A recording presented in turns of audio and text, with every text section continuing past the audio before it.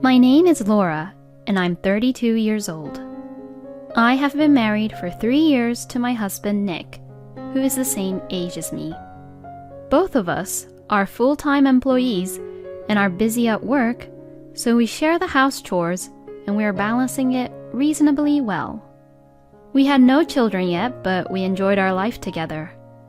I'm a sales representative for a major company, and because of all the difficult tasks, I was paid pretty well, but compared to that, Nick's income was a little less. But I respected Nick for doing what he loved and his motivation as well as his pride toward his work. Nick was often away from home as his hobby was fishing, but I could forgive him if I thought that he needed it to take a break from work. I had no complaints about the fact that we kept our savings account separate, and I was responsible for all living expenses except for the rent, which we split equally. I didn't have hobbies like my husband did, and I just simply liked to see him having fun, so I was fine with him spending money on his own hobbies. And I was really fine with the thought that instead, I would be saving the money to support for our living expenses. If I had any complaints about Nick, it was about his parents, especially his mother, Wendy. We live very close by to my in-laws, and since Wendy couldn't walk around well, Nick visited her frequently. That in itself was completely fine, and I was happy to go with him if he took me there on days when, well, we didn't have plans. Today was also one of our day offs, so Nick had asked me to go to his parents' house and bring a gift over. Well, it's been a long time, hasn't it? I'm sorry.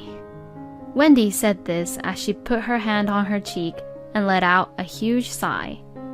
Wendy said that it's been a long time, but we just saw them last week. Well, I guess she said that because Nick was the only one who visited them last week because I had to go into work on my day off as it was urgent. I understand that you're busy at work, but before you're an employee, you're first and foremost my son's wife, right? Well, yes. Every time I see her, Wendy sarcastically talks to me like this.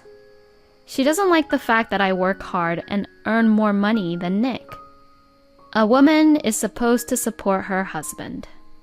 It's disgraceful for a woman to work so hard. Wendy says these things, and she also says that Nick is humiliated because of how hard I work at the company. Oh, Mom, stop it. Laura and I both discussed about this on our own already. Oh, really? Well, if you say so, then there's nothing we can do about it. It was a regular occurrence that Nick would end up stopping Wendy from criticizing me.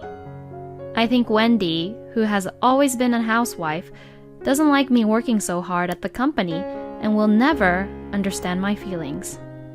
I'm really sorry. On the way home, Nick always apologized to me.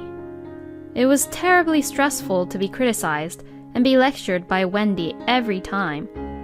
But I managed to put up with it because Nick always defended me and apologized to me as he was worried about me. Hey, it looks like you didn't put in this month's rent. When I checked the bank book after work, there was no money put in for the rent.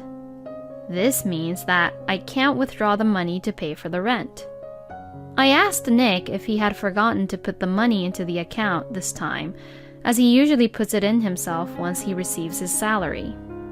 I don't have enough money this month. Again? This happened often.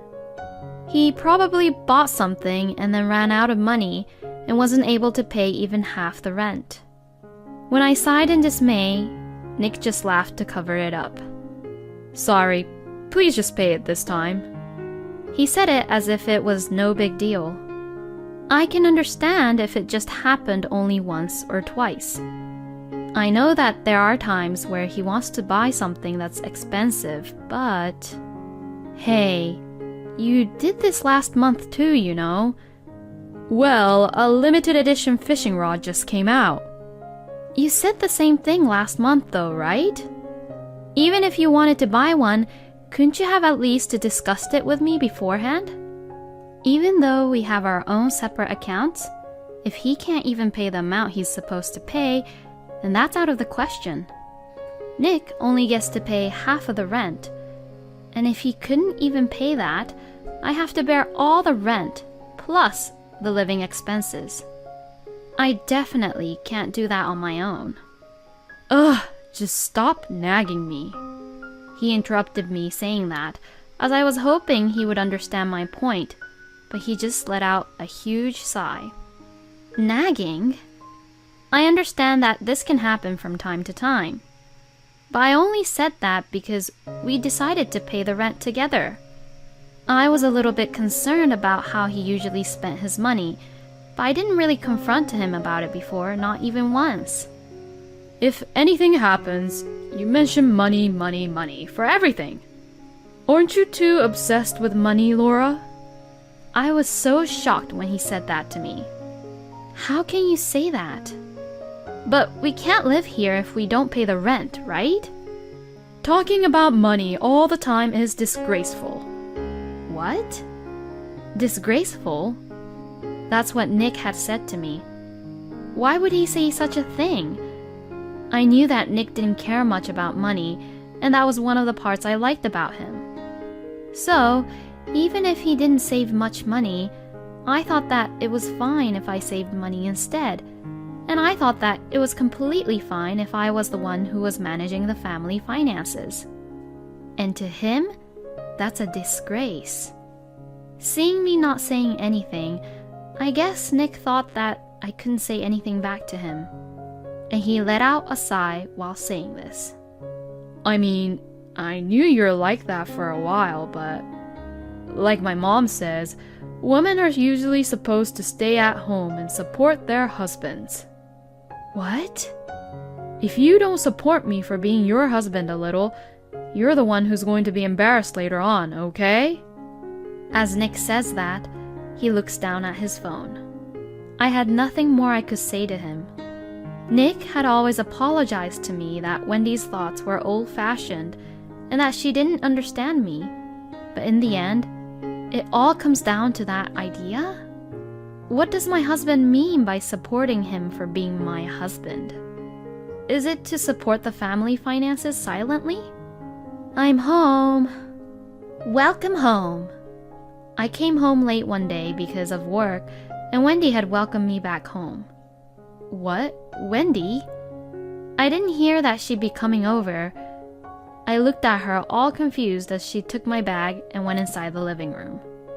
I was speechless after seeing the living room. What's this? The living room was so crammed with cardboard boxes and packages that were not there in the morning, and I couldn't step around anywhere. Not only my mother-in-law, but also my father-in-law were there. My husband was laughing goofily watching the TV and drinking beer. Hey, what's this all about? Don't talk in a loud voice. Hey, what is this? I was confused and Nick frowned. My mom and dad moved in today. They moved in? To our house? I had never heard about anyone moving in, and Nick didn't even mention anything about this in the morning either. My mother-in-law, without any care in the world, is smiling and began to unpack her stuff. Hey, I didn't hear anything about them moving in with us. Mom can't walk well anymore. I mean, she can still walk a little bit, but it's hard to make a living for her on her own, isn't it? But we have an extra room at our house anyways, so it's okay. It would be better for you to live with Mom too, so this shouldn't be a burden for you. Yes, I'll help you out with the housework, and it's better for you because you're always busy with work. I guess they all really don't care about me anymore. I told my husband that I didn't want to live with them, but he didn't seem to listen to me at all, and more than anything, seeing Nick being like this, I almost began to cry. We went through the trouble of renting a larger house in order to have more room for our baby in the future, but I had never thought that our family would grow in this way. The days living with Nick's parents were hell. Nick's parents, who had taken over the room I had left empty for a future baby, walked around the house like they owned the place. My favorite sofa and dining table were no longer available for me to use. I was told that wives are to do her chores and are not even allowed to sit down. The only time I could sit down was when everyone was asleep and I was alone. Eating the leftovers all alone brought tears to my eyes every day. What am I doing? How did this even happen? My in-laws never paid for anything, and when I asked them for financial support, they said, "You're earning a lot, but you're frugal with your money. Are you trying to take our own pension money?" and would yell at me. When I consulted Nick, he looked at me with dismay. "It's fine, it's just money. Mom is doing housework, so they're helping you, right?" Wendy would say that in the end, her feet and legs hurt when there were places to clean and cook and washing the dishes, so I had to do it all in the end. She did the laundry, but I didn't want to put my clothes in with my in-laws. In the end, I did my share of the laundry by myself, and since they arrived, there are more people, which meant more housework and a bigger financial burden, and so I complained about that, but they wouldn't listen to me at all. On the contrary, they'd all yell at me, saying that they didn't think that I was such a cold person. What the hell? If you have a problem, then get out! Nick, who would say that to me, was no longer the husband I loved. I should leave now. I didn't think I could be happy living with these people. This dish isn't tasty at all. I don't like what you're wearing. Why are you home so late? Don't you ever think of doing chores for your family? Day after day, I was blamed for many things. I got used to seeing meals thrown away without being touched, and personal belongings that had been in my room somehow ending up in the garbage before I knew it. I was so numb that I didn't think anything of it anymore. This month's living expenses. You're still talking about that? You earn a lot, so you should do it. But my credit card is also being used without my permission, right? Is this all because of you, Wendy? I only borrowed a little. I'll pay you back someday. Wendy snickered when I showed her the detailed statement. I don't know what she spent on, but how could she spend nearly $5,000 in 1 month? Well, Wendy did admit to using my credit card without any permission. And even if she didn't, there are a lot of branded goods in her room that she obviously bought with my credit card, so I guess she couldn't get away with it. Nick knew about this, but he didn't say anything. He no longer does the house chores that we shared to do when we lived together, and he doesn't even want to look at me. But I won't let that happen forever. That's enough. The next day, after my lawyer called me and told me that, I told the company that I would take a paid leave, and after I left the house, I returned with the movers and their truck. What about work? Wendy, who was the only one left at home when I returned, asked me curiously. She looked at me and at the movers who were behind me and looked confused. Excuse me, but we might be a little noisy. Huh? Who are those people? Well then, please start your work. Ignoring Wendy, I told the 3 staffs from the moving company who were behind me. I walked past Wendy, who was taken aback by what was happening, and led them to my room. Please take everything out of here. All right. I watched them with a refreshed feeling as the 3 of them quickly packed up my stuff and carried them out of the house. If only I had decided to leave earlier, I would have been out of this hellhole by now. Hey, what are you doing? I won't let you get away with this. Wendy was yelling at me, but when I ignored her, she started to call someone. It could have been Nick or my father-in-law, or both. I don't mind if she calls them, though. I'm sure it will all be over by the time they get back here. Wendy complained and tried to get the movers to stop, but of course, she couldn't stop them. Oh, sorry, this is the last one. After they had moved out most of my things in the room, I asked for one last thing to be moved and turned to Wendy, who had been nagging me the whole time. I'm leaving. Huh? Will you please give this to Nick? Just as I was about to hand the envelope to Wendy, the front door opened. I saw Nick, who had rushed in. As I had expected, Nick had returned after all the moving work was done. The movers had completed their work in just half an hour. What the hell? Nick looked at my empty room and was speechless, and then he glared at me. What the hell do you think you're doing?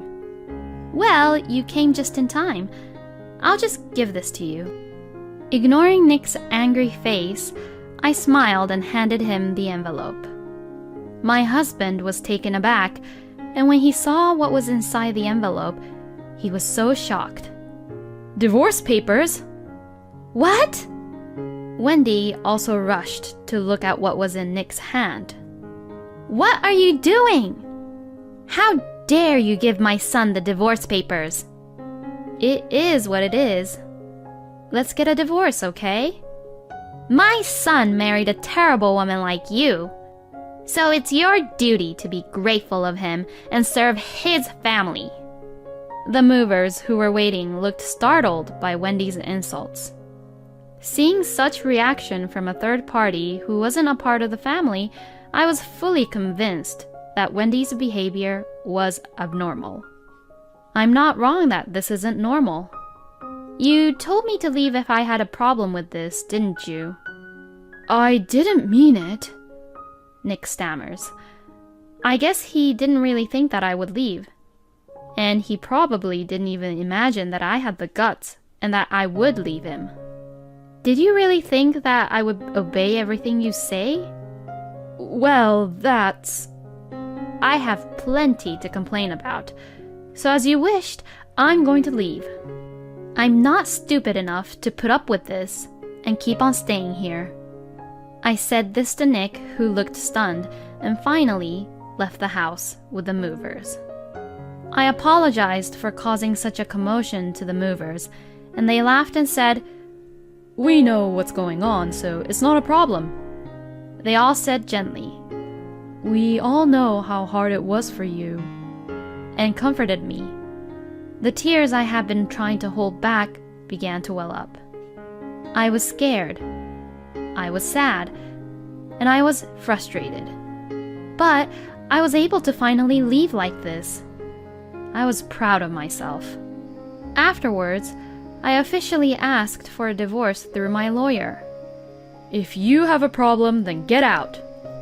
After I was told that by Nick, I secretly prepared and planned for the divorce. I had consulted a lawyer and gathered evidence of the reasons for the divorce. I recorded all of Wendy's and Nick's complaints and criticism towards me, and recorded all of the dishes and personal belongings that were unreasonably thrown away. My lawyer told me that I had gathered enough evidence, so I immediately began to proceed the plan. I had already signed a contract for the house I was moving to, and all I had to do was move my stuff into it. I laughed at the thought of only a few cardboard boxes of my belongings, but I was excited at the thought of being able to live freely and being surrounded by the things I love from now on. I've given up my favorite sofa and dining table because I left them behind, but I can start over and eventually find my favorite furnitures again. My lawyer told me that Nick was being too stubborn and wouldn't agree to the divorce. I also heard that Nick and Wendy once stormed into the lawyer's office demanding to know my whereabouts. They also tried to wait for me in front of my office, but everyone at work who knew what was going on took care of me, and I was able to avoid running into each other with them. The things Nick and his parents said and did that I collected as evidence were so horrible. And if the case went to court, we definitely had an advantage. I heard that Nick had been complaining for a divorce settlement, but when he was told that a trial would cost him even more money, he reluctantly agreed to the divorce. I also demanded that Wendy return the money she spent with my credit card, as well as the alimony. Wendy was very much against the idea of paying the alimony, but I have proof on how she used my credit card without any of my permission. And when I told her that I would report to the police to make a case out of it, she seemed to give up. "We are a family." Wendy seemed to be saying that until the end, but what she meant by family was Nick, her husband, and herself. I wonder if she had forgotten that she had clearly excluded me from her family. I felt nauseous at the word family, which she used only when it was convenient for her. After the divorce was finalized and the alimony was paid, Nick and his parents moved away.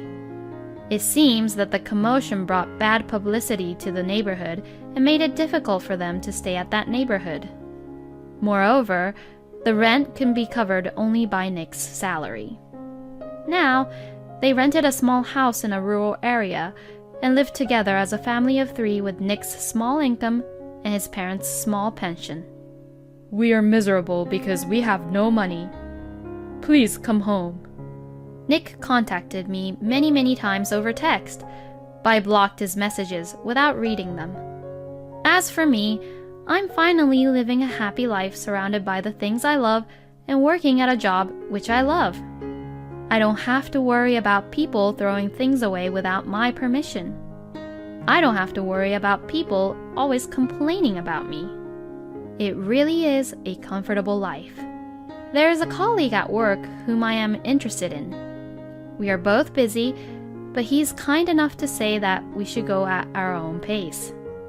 I know I've made many mistakes previously, so it's okay to take my time. Because he understands that, he says that he'll wait until I could trust him. We are both independent and are able to support each other. I will live my life with a person like him because I know that we both can have a good, happy life with each other.